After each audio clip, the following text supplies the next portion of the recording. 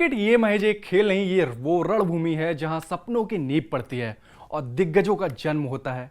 और जब बात दिग्गजों की हो तो एक नाम जो विश्व क्रिकेट के आकाश में सूरज की तरह चमकता है वो है विराट कोहली। मगर आज से पवेलियन उदास है, ये स्टंप्स खामोश हैं, क्योंकि किंग कोहली ने टेस्ट क्रिकेट को अलविदा कह दिया है। लेकिन क्या यह विदाई सिर्फ एक संन्यास है या इसके पीछे कोई छुपा तूफान है? एक तूफान जो प्रशंसकों को बांट रहा है और बीसीसीआई की जवाबदेही पर सवाल खड़े कर रहा है। 12 मई 2025 वो तारीख जब विराट कोहली ने टेस्ट क्रिकेट से विदा ली।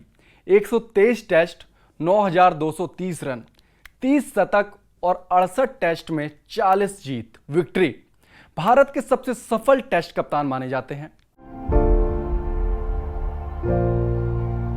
Winning is the most important thing at the end of the day. You might have your name up on the honors board, but if your team doesn't win, it doesn't really matter. Her cover drive पर एक शायरी, हर run chase एक महाकाव्य। फिर भी इस ऐलान ने एक विवाद की आग भड़का दी। अब धोनी और कोहली के फैंस आपस में भिड़ गए हैं। ये हमेशा से होता आया है, कोई नई चीज है नहीं, लेकिन इस बार तो हद ही पार हो गई। सोशल मीडिया पर भारत छोड़ो चोकली, नेशनल सेम कोहली जैसे ट्रेंड्स चल रहे हैं, तो वहीं धोनी के लिए विराट फैंस शुरू हो गए हैं। शेम ऑन देशद्रोही धोनी चल रहा है। इन जैसे ट्रेंड्स ने माहौल को थोड़ा जहरीला कर दिया है। ये क्या है, क्रिकेट का मैदान है या नफरत का मैदान? क्यों धोनी और कोहली के प्रशंसक एक दूसरे के खिलाफ तलवारें तान रहे हैं? चलिए आपको कुछ इंस्टा पोस्ट दिखाते हैं और कुछ ट्विटर पोस्ट। धोनी के फैंस कोहली के तरह तरह के मीम बना रहे हैं और भारत छोड़ो चोकली और नेशनल सिम कोहली जैसे ट्रेंड्स के साथ एक्स पर ट्रेंड कर रहे हैं। इसके बाद कोहली के फैंस को भी कहां रुकना था, वो भी शुरू हो गए। और सुनिए, इस ट्रोलिंग में पाकिस्तान की भी एंट्री हुई, जब दोनों ही फैंस ने विराट और धोनी की इमेज एडिट करके सोशल मीडिया पर वायरल करना शुरू कर दिया। विराट कोहली वो खिलाड़ी जिसने टेस्ट क्रिकेट को नया आयाम दिया। 2018-19 में ऑस्ट्रेलिया की धरती पर भारत की पहली टेस्ट सीरीज जीत, वो जुनून, वो फिटनेस जिसने दुनिया को दिखाया कि भारतीय क्रिकेट, इंडियन क्रिकेट अब डरता नहीं है, लड़ता है। लेकिन क्या ये वही विराट है जिन्हें आज लोग चोकली कहकर ताने मार रहे हैं? क्या ये वही भारत है जो अपने स्टार को इस तरह डिसरिस्पेक्ट करता है? सोशल मीडिया पर ट्रेंड्स देखिए।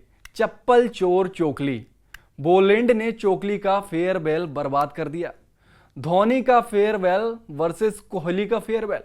ये ट्रेंड सिर्फ वर्ड्स नहीं है, शब्द नहीं है, ये एक गहरी खाई बन चुके हैं जो फैंस को आपस में डिवाइड कर रहे हैं।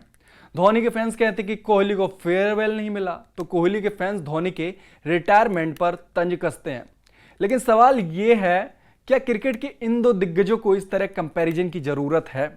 धोनी ने भारत को वर्ल्ड कप दिलाया, कोहली ने टेस्ट क्रिकेट में एक इतिहास रचा। फिर क्यों ये हेट, क्यों नफरत, क्यों ये भारत छोड़ो और देशद्रोही जैसे शब्द इस्तेमाल किए जा रहे हैं?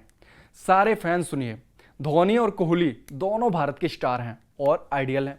हम कंपैरिजन नहीं कर सकते यार। हम सचिन के साथ विराट को कंपैरिजन नहीं कर सकते और धोनी के साथ विराट को कंपैरिजन नहीं कर सकते यार। सारे खिलाड़ी अपने आप में अलग हैं और हम आपस में लड़ रहे हैं। लेकिन उन खिलाड़ियों से जाकर खुद पूछिए, जैसा आप लोग सोच रहे हैं, क्या कुछ है क्या? चलो विराट कोहली तो चलो सोशल मीडिया पर टाइम स्पेंड करते हैं, लेकिन धोनी आपकी इसी नफरत की वजह से अक्सर सोशल मीडिया से दूरी बनाकर रखते हैं।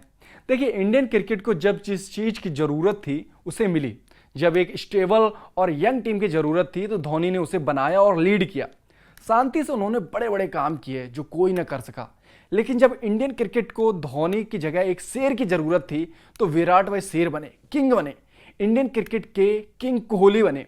अब आप कहेंगे धोनी ने इतने कप जीते हैं, तो भाई धोनी ने अकेले तो नहीं जीते, पूरी टीम ने जीते हैं। धोनी ने लीड किया।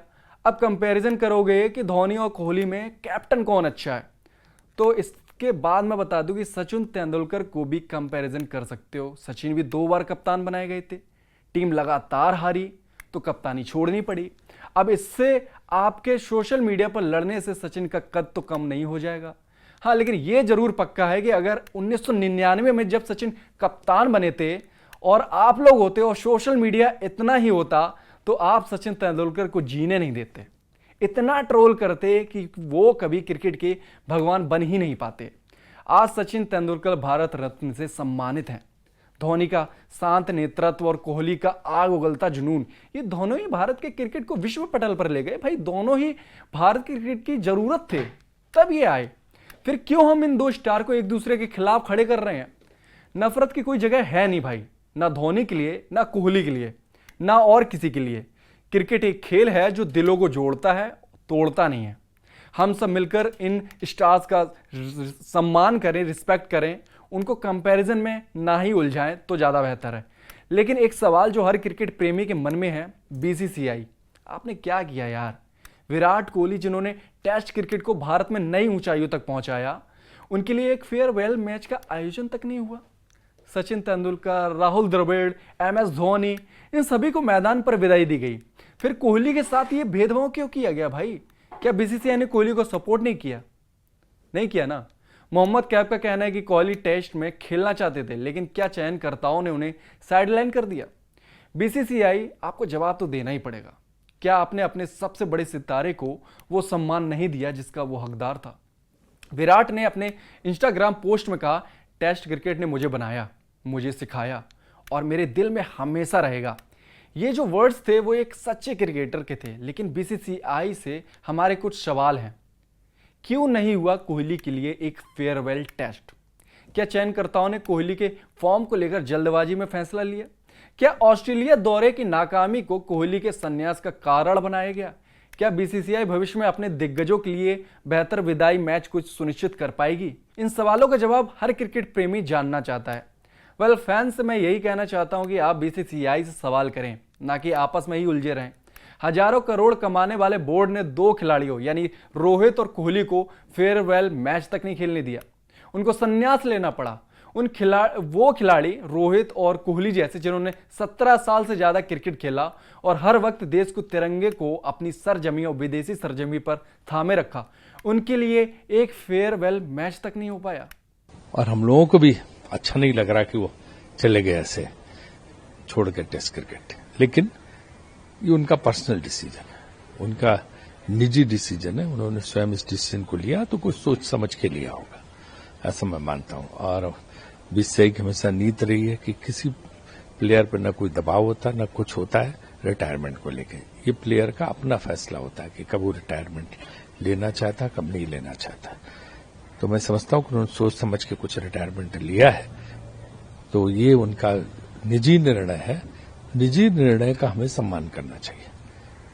हाँ, ये जरूर है कि उनकी पारियों को मिस करेंगे, उनके टेस्ट क्रिकेट को हम मिस करेंगे, क्योंकि एक महान बल्लेबाज हैं।